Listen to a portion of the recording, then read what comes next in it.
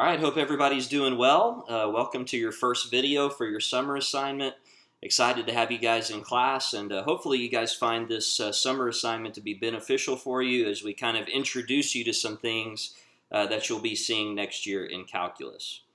All right, let's go ahead and jump in right here. Let's start talking about limits. Okay, so the notation we're going to use whenever we talk about limits is this right here, and what that symbol basically says is that the limit as x approaches a of f of x is equal to L. And what limits help us do is they help us to kind of figure out what's going on with a function as x approaches a, which is some number, and it can help us kind of figure out what's going on with a function even if a function is not maybe defined at x equals to a. Okay, so kind of an example of what I mean, if you consider the function f of x is equal to x squared minus 5x plus 6 over x minus 3, the question is, what is going on at x equals to 3? Well, if you were just going to try to plug into this function and figure out what the y value is at x equals to 3, something not good is going to happen. Okay, you're going to end up dividing by 0, which means that f of 3 does not exist, and so this function is not defined at x equals to 3. So in order to figure out kind of what's going on with this function at x equals to 3, we can consider the limit as x approaches 3 from both sides of 3. So that's kind of what I've done with this table of values that you see. As you can see, as x approaches 3 from the left side, or from kind of the negative side of 3, then you can tell that f of x is approaching the y value 1. Okay, so notice that these numbers 0.5, 0.9, 0.99, 0.999, those numbers are getting closer to 1 as x is getting closer to 3. Okay, similarly from the other side of 3, as x approaches 3 from the right side, you can also see that the f of x values are getting closer and closer to 1. So what we would say in that case is that even though f of 3 is not defined, we can say that the limit as x approaches 3 of f of x is equal to 1. Okay, so that can kind of help us figure out what's going on with the function even though the function is not defined at x equals to 3. And that leads us to a very important point, and you're going to hear me say this a couple of times during the first weeks of class. And the point is this, is that the existence or non-existence of a limit has nothing to do with whether a function is defined at a particular x value. So what that means is the function value and the limit don't necessarily have to be the same. They don't necessarily both have to exist. And basically, they just don't depend on one another at all. So these two pictures here kind of illustrate, hopefully, what I'm talking about. Okay, if you notice here at x equals to 0, so right here would be 0, this function has a hole at x equals to 0. So kind of similar to our function above, our rational function that we created the table of values for, this function has a hole, but because the function is approaching the y value 2 from both sides of 0, we can say in this case that the limit as x approaches 0 of this function f of x is equal to 2. Okay, so even though the function is not defined, and it says right here f is undefined at x equals to 0, we can still say that the limit is 2 as x approaches 0.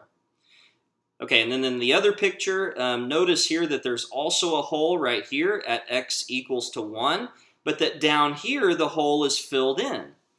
Okay, so the question is, which one of those is the limit? Is the limit 3, because remember limit is all about y values, or is the limit 1, which is where this point is filled in? Well, the answer is that the limit is equal to 3. So we're going to say the limit as x approaches 1 of f of x is equal to 3, and that's even though f of 1 is equal to 1, which is represented by the ordered pair right here. Okay, so the limit really depends on where the picture is going, where the graph is going, if you will, and not necessarily on what the function value is or if the function value is even existent or defined. Okay, so hopefully that makes sense to you. You're going to have a couple of multiple choice questions to kind of practice this concept, and if you need help on those, then please feel free to contact me, and I'll be more than happy to explain it to you. Okay, on to page 2 of the notes. So here at the top in the box, we have these properties of limits. I don't necessarily need you to have these memorized. I really just basically need you to know that these exist, and these properties are kind of working behind the scenes whenever we evaluate limits. Okay, so most of these are straightforward. They're not going to require a lot of thought, but it is important that you know that these limit laws, as they're called, exist, and that they're working behind the scenes whenever we want to find a limit. Okay, so we're going to start with example 1 and example 2 here, and we're going to just basically work some very straightforward limit problems. The very first thing you're always going to try whenever you evaluate a limit is just to plug in the x value that's given. So that the limit as x approaches 2 of 4x squared plus 3, you're just going to try to plug in the 2 for x. And so in this case, I'm going to get 4 times 2 squared plus 3. And if I evaluate that, then I'm going to get 4 times 4 plus 3, which of course is 16 plus 3. And so this limit, the answer to this problem, is equal to 19. Now sometimes when you plug in, you're going to get a nice answer like that, like 19, and you're going to be done. You don't have to do anything other than that. That's not going to happen a lot of the time, but in this particular case, it does. Okay, so example 2, we're going to try the same thing. We're going to first of all substitute, sorry, I don't want to write the limit anymore. I want to just go ahead and plug in. So let me erase that. And I want to try to plug in x equals to 1 into this function. So that's going to say 1 squared plus 1 plus 2 all over 1 plus 1. Which if I evaluate the numerator, 1 plus 1 is 2, plus 2 is 4, over 1 plus 1 is 2, and so the answer to this problem is 2. Okay, so you might be thinking, really, that's it? That doesn't seem really hard, and you're right, it's not. Unfortunately, we don't really see a ton of those super easy problems on the AP exam or in calculus in general, but not to worry, the rest of the problems are not real hard, so we'll work on those next. Okay, so what the above examples illustrate is that sometimes in order to compute a limit, all you really need to do is just directly substitute in what x is, and you're done. Okay, however, this does not usually work, and so we have a couple of techniques to help us using algebra to figure out what exactly a limit is. Okay, so the first technique we're going to talk about is the factoring out technique. Now, the first thing you're always going to try, just like we did on examples 1 and 2, is you're going to try to plug in what x is and see what happens. Okay, so in this case, this is the limit as x approaches -3. I'm going to plug -3 into this function. So -3 squared plus -3 minus 6 all over -3 plus 3. So if I evaluate that, -3 squared is 9, minus 3 is 6, minus 6 is 0 in the numerator, and in the denominator I'm also getting 0. Okay, so I get this curious thing, 0 divided by 0. So the question is this equal to 1? Is it equal to 0? Well, what exactly is it? Well, the answer to that is it's really not anything. So what I'm going to do is I'm going to put quotation marks around it, because this is what's called an indeterminate form. Okay, and what an indeterminate form is and what it means is that I don't really know the answer right now. Basically, what an indeterminate form signifies is that I have to do some more work. I have to do some algebra in order to figure out what the answer is. And the algebra that we're going to do here is factoring. So what we're going to do is we're going to factor that numerator. Okay, so the original problem is going to equal the limit as x approaches -3. If I factor the numerator, I need factors of -6 that add to 1. So that would be x plus 3 and x minus 2. Now it's nice that it factors that way, because now what you should notice is that the x plus 3 and the x plus 3 are going to cancel. And so this problem is now equal to the limit as x approaches -3 of x minus 2. And now that I've made that simplification, what I'm going to try to do is plug in again. Okay, so if I plug in -3 for x, I'm going to get -3 minus 2, which is equal to -5. Okay, so there's your first technique, is factoring. So always try to factor if you get that indeterminate form. That might be a technique that you can use to answer the question. Okay, the second technique here is called the common denominator technique. So let me just illustrate what that is talking about. First of all, if I were to try to plug in x equals to 0 here, this term right here is going to go to 1/4. 1/4 minus 1/4, of course, is 0. And then in the denominator, it's just an x, so that's going to go to 0. And once again, I get this indeterminate form. Okay, so what I'm going to do in this case is I'm going to find a common denominator for those two fractions in the numerator.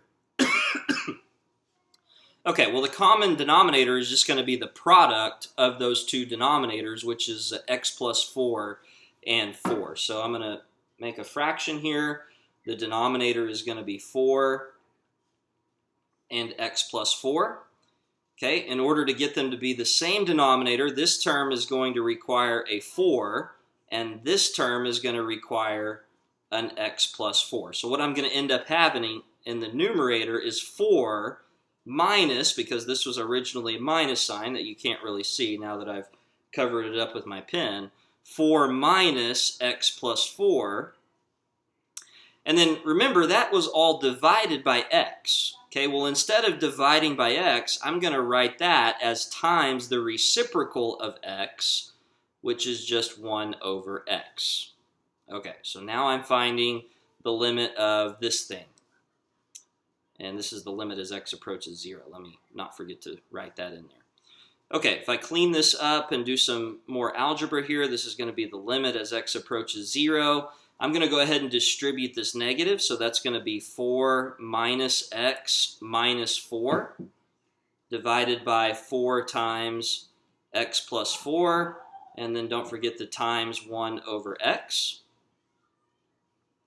Okay, from here I have some like terms to collect in that top left numerator up there. So this is going to be the limit as x approaches 0 of -x divided by, I'm going to go ahead and move this x to be over here with this other stuff. So this is going to be 4x times x plus 4. Okay, hopefully now what you notice is that those x's are going to cancel out. So this x and this x are going to cancel. And what I'm going to be left with is -1 divided by 4 times x plus 4. Okay, now that I've made those simplifications, I'm going to try to plug in 0 again for x. And so when I do that, I'm not going to be dividing by 0 this time. I'm going to have -1/4 times 0 plus 4, which if I do the arithmetic is going to be -1/16. Okay, so this limit, this original limit up here, is equal to -1/16. Okay, if you have any questions about that, then please feel free to let me know. Okay, the last technique we're going to talk about is called the rationalizing technique, and you want to use the rationalizing technique pretty much whenever you see a square root going on in the problem. So I'm going to write that next to it up here. Whenever you see a square root is when you're going to want to use the rationalizing technique.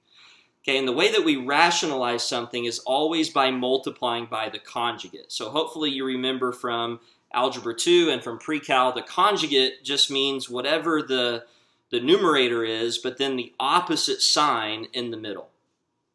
Okay, so again, the first thing we always want to try is to plug in 0 first. So if I plug in 0, that's going to say the square root of 0 plus 1, which is 1, minus 1 divided by 0, which again is going to give me this indeterminate form 0/0. Okay, so what that tells me is that I'm going to want to do some algebra to try to figure out the answer here.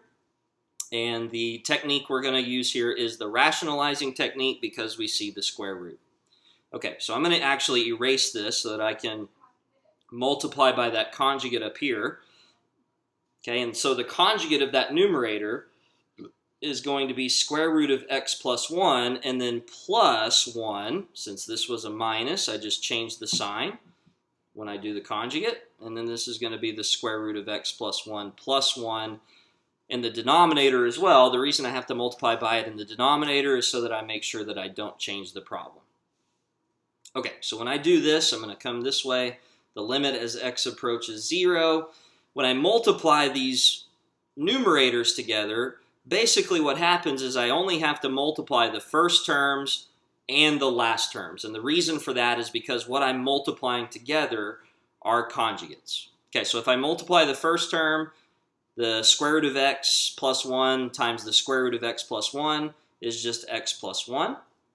And then if I multiply the second terms, negative 1 times positive 1 is a negative 1, all over x multiplied by that conjugate. So square root of x plus 1 and then plus 1. Okay, well now you should hopefully realize that those 1's in the numerator are going to cancel. So I'm going to get just x in the numerator divided by x multiplied by that conjugate that we multiplied by in the beginning. Okay, the next step is now I recognize that these x's are going to cancel out, so those will cancel, and I'm left with the limit as x approaches 0. In the numerator, since there's nothing left, that means that I need to put a 1. And then in the denominator, I'm going to have the square root of x plus 1 plus 1. Now if I try to plug in 0 again, I'm going to get 1 over the square root of 1 plus 1, which of course is 1 over 2. Okay, so the limit as x approaches 0 of that original function way back up there is equal to 1/2. Okay, the next thing we want to talk about are two special trig limits. Okay, this one definitely shows up way more than the second one does, so I would definitely make sure that you have the first one memorized. The second one is not necessarily as important, but definitely still important. Okay, so example 6, we want to try to utilize these limits, these two special limits, in order to solve some problems. So the first example says the limit as x approaches 0 of tangent x divided by x. Okay, well again, if I try to plug in tangent of 0, okay, hopefully you know is 0, divided by 0. So once again, I get this indeterminate form. Okay, so the question is, how am I going to use this first special trig limit in order to solve this problem? Well, hopefully you remember from pre-cal that tangent has a trig identity that involves sine and cosine. So tangent is sine of x divided by cosine of x. Okay, and then if I divide that entire thing by x, that's really the same thing as multiplying by the reciprocal, which is 1 over x. Okay, and now things are starting to come together because now I see a sine x over x. So I'm just going to rearrange this and write it a little bit differently. Okay, so make sure you understand and can verify that what I'm writing is really the same thing here. Okay, so I just basically switched the two denominators, and that's perfectly fine for me to do because this was a multiplication problem. Okay, well the very first thing, this first sine x over x, based on this limit right here, is going to 1. So this thing is going to 1 as x goes to 0. Furthermore, as x goes to 0, 1 over cosine x is also going to 1 because cosine of 0 is equal to 1. And so because of that, what we're basically seeing is we're having two factors that are both going to 1 as x goes to 0 being multiplied by themselves. So what this ends up being is 1 times 1, and so the answer is 1. Okay. For example 7, I'm going to give you a more generalized version of the first special limit up there. So the generalized, and this is terrible handwriting, I apologize, but generalized version. Okay, so this is maybe the one that you'll want to have memorized even on top of the first one that's typed up there. What we have is the limit as x approaches 0 of sine of ax divided by bx. okay, where a and b are any constant. So like, for instance, in example 7, a would be 5 and b would be 7. Well, what this limit is equal to is just a divided by b. Okay, so in that case, example 7 here is just going to equal to 5 over 7. Once you recognize it as a special trig limit, you can just use the theorem, or the rule basically, to write down the answer really quickly. Okay, so we're ready to move on now to continuity. So that kind of finishes our talk on limits, and now we want to talk about continuity here for just a second. Okay, well, you might recall, like way in the beginning of pre-cal, you defined continuity as, not being able to pick up your pencil if you are drawing the function. So if a function can be drawn without picking up your pencil, it has no breaks, no holes, no asymptotes, then we consider that function to be continuous. And when you're starting off in math, then that's a fine definition. But when we get to calculus, we have a very important definition now that we know about limits. So this is the definition of continuity that you'll want to definitely have memorized. Okay, so it says a function f is continuous at a point x equals to c if the following 3 conditions are all satisfied. The first thing is that f of c is defined. So what that means is that there is no hole. Now, you don't want to memorize it as no hole. You want to memorize it as f of c being defined, because eventually what you're going to need to be able to do is prove that a function is continuous. And it's not enough to just say that there's no hole. You actually have to show that f of c is defined. Okay, the second thing is that the limit as x approaches c of f of x exists. And I'll talk more about that here in just a second. And then the third is that the limit as x approaches c of f of x has to equal to f of c. Okay, so if you want to think about it like this, basically 1 is saying that the function value exists. So the function value is defined or exists. The second condition is saying that the limit exists. And like I said, I'll talk a little bit more about when a limit exists here in a second. And then the third thing is basically just saying that the first 2 things are equal to one another. So just to keep it simple, we could say that they are equal. And when I say they, I mean the first and the second thing that you said existed. Okay, so if just one of these conditions fails, then the function is not continuous, as illustrated in the 3 graphs below. So if you look at this first picture right here, f of c is not defined. We see that there's a hole here, and so because of that, the function is not continuous. What you should notice here in the first illustration is that the limit as x approaches c of f of x does exist, okay, because the function is approaching the same y value from both sides. Okay, so the limit exists, but because the function value does not exist, we say that the function is not continuous. Okay, in the second illustration here, which is in the middle, the limit as x approaches c of f of x does not exist. And the reason for that is because the limit as x approaches c from the left, which I denote with a little minus sign above the c of f of x, is equal to whatever y value that is right there. So this is the limit as x approaches c from the left. The limit as x approaches c from the right is down here. So this is the limit, whatever that y value is. That's the limit as x approaches c from the right, which I denote with a plus sign, of f of x. And because those 2 one-sided limits are not equal, we say that the 2-sided limit does not exist. And I'll explain that a little bit lower in the notes when we get to the definition. Okay. In the third illustration here, what if we have both of the 2 things that we need existent, but they don't equal each other? Well, that's what this illustration looks like in number 3 here. Notice that the limit as x approaches c, the 2-sided limit of f of x exists, and that's because the function is approaching the same y value from both sides. Okay. Notice also that f of c exists and is defined, and it's right here. Okay, but because those two things are not equal, we say that this function is not continuous. Okay, so we need all three things in order for a function to be continuous. F of c has to be defined, meaning there cannot be a hole.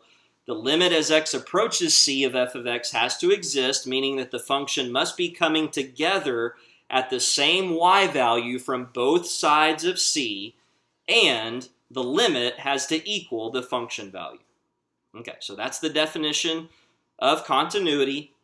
Now, in the AP exam, you're often asked to prove that a piecewise function is continuous, and so that's where I kind of go into more of a definition of when does a two-sided limit exist. A two-sided limit is going to exist whenever the two one-sided limits, one of them from the left side of C and the other one from the right side of C, are equal.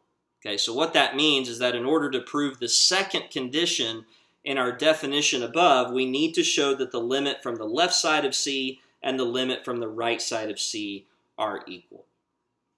Okay, so let's jump into the examples, and then you'll be done with your first video and ready to tackle the assignment. So example 8 says show that f is continuous at x equals to 0. So what that means is that we know that the function is continuous. We just have to show it using the definition of continuity that we learned above.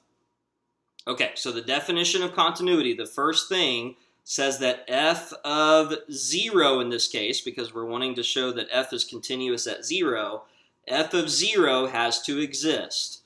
Okay, well, I can show that it exists just by saying what it's equal to. So if I look at this piecewise function, for x equals to 0, this function is going to be defined at 0 on the very top branch because of the little equal to bar that's on the inequality sign right there. That means I'm going to plug into the top branch in order to figure out what f of 0 is. So that's going to be 1 minus 2 sine of 0. Okay, remember from the unit circle that sine of 0 is 0, and so f of 0 is just equal to 1.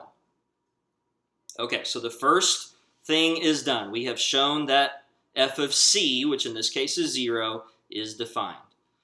The second thing that we want to show is that the limit as x approaches 0 from the left of this function and the limit as x approaches 0 from the right of this function are the same. Okay, so for the first one, the limit as x approaches 0 from the left, imagine plugging in numbers that are smaller than 0 to figure out what the value is. So if I'm plugging in numbers that are less than 0, that means I'm going to again use the 1 minus 2 sine x piece. And so if I plug in 0 to that, I'm going to get 1 minus 2 sine of 0, which we just calculated was 1. If I do the limit as x approaches 0 from the right of f of x, then that means I'm going to be using the second branch here, which is the e to the minus 4x, since that's the one that's defined for x greater than 0. Okay, so that's going to be e to the negative 4 times 0, which is just e to the 0, and I know that e to the 0 is also 1. So what that means is that since the two one-sided limits are equal, we can say that the two-sided limit is also equal to 1. Okay, so the third thing that we need to now say is that because f of 0 is equal to 1, and because of the fact that the two one-sided limits were both equal to 1, we know that the limit as x approaches 0 of f of x is equal to f of 0, which is equal to 1, and therefore, because of all of the work that we've shown, f is continuous, and I apologize for the bad handwriting here, f is continuous at x equals to 0. Okay, these are the things that you have to show in order to prove that a function is continuous. Okay, so you can't, oops, sorry about that, I was trying to get something off of my screen. You have to show all of these things. This is a complete answer. Anything less than this is incomplete. Okay, so if you have a question about that, then please let me know. Okay, example 9, the function f is defined by this piecewise function Again, this thing is breaking off at 0, and this time we're asked, is f continuous at x equals to 0, and it says to justify your answer. So the way that we're going to do that is by using the definition, which we already learned. It's on the previous page of the notes, by the definition of continuity. Okay, so the very first thing is that f of 0 has to be defined. So f of 0 is equal to, again, because the equal bar is on this branch, I'm going to use the 3x squared plus 2x. So that's going to be 3 times 0 squared plus 2 times 0, which of course is equal to 0. Okay, so f of 0 exists, and it is equal to 0. So I move on to the next thing. The next thing is I have to figure out what the limit is on both sides of 0. Okay, so the limit as x approaches 0 from the left of f of x. Okay, and again, that's like me plugging in numbers that are smaller than 0. So that again would be the top branch right here, the 3x squared plus 2x. We just calculated that, and it was equal to 0. Okay, the next thing is we want to figure out what is the limit from the other side of 0 as x approaches 0 from the right side. Okay, well that's going to be the second piece, the e to the 2x plus 2. So that's going to be e to the 2 times 0 plus 2, which of course is e to the 0 plus 2. Okay, remember that anything to the 0 power is 1, so this is going to be 1 plus 2, which is equal to 3. Well, now I run into a problem because I got that the limit as x approaches 0 from the left was 0, but the limit as x approaches 0 from the right is equal to 3. These are not equal, obviously, and so what that means is that the two-sided limit does not exist. So what I say is that the limit as x approaches 0 without a superscript, because I want it to say that the two-sided limit of f of x does not exist. So f is not continuous. Okay, and I do have to write this sentence in order to justify my answer. Not continuous at x equals to 0. Okay, so when you do these problems on the assignment, you're going to notice on my answer key that I say things very similar to the way that I'm doing these examples. So you need to get into the habit of doing it the way that I do, because that is what's required of you on the AP exam if you're asked to do a problem like this. Okay, last one, and then we can wrap up this video. So this says f of x is equal to 6 plus cx for x less than 1, and 9 plus 2 ln of x for x greater than equal to 1. If f is the function defined above, and c is a constant, and f is continuous at x equals to 1, then find the value of c. Okay, well I know that if f is continuous at x equals to 1, then three things have to be true. F of 1 has to be defined, the limit as x approaches 1 of f of x has to be defined, and those two things have to equal one another. Okay, well if I want to figure out what c is, then basically what I need to do is I need to figure out what the two one-sided limits are, set them equal to each other, and then hopefully be able to solve for c. Okay, so what I'm going to do is I'm going to first of all take the limit as x approaches 1 from the left of this function f of x. Okay, and so since this says x less than 1, I'm going to be using the 6 plus cx. So if I plug in 1 for x there, that's going to be 6 plus c times 1, which of course is just 6 plus c. Okay, so that's the first thing.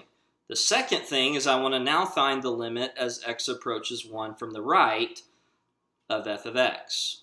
Okay, which in that case means I'm going to be using the 9 plus 2 ln of x, since if I'm plugging in x's that are bigger than 1, that means I'm going to be using this second branch. So that's going to be 9 plus 2 times the ln of 1. Okay, you do need to have memorized that the ln of 1 is equal to 0, so this is 9 plus 2 times 0, which is equal to 9. Okay, And then the very last thing, in order for this function to be continuous, I know that these two one-sided limits have to be equal. And so what I'm going to do is I'm going to take the left-handed limit, which is the limit as x approaches 1 from the left, 6 plus c, and I'm going to set it equal to the limit as x approaches 1 from the right, which was 9. And if I solve for c, I'm going to get c is equal to 3. Okay, hopefully that's given you the tools to be able to solve the problems on the assignment. And if you have any questions, then please feel free to contact me. And I hope it goes well for you guys. Talk to you later.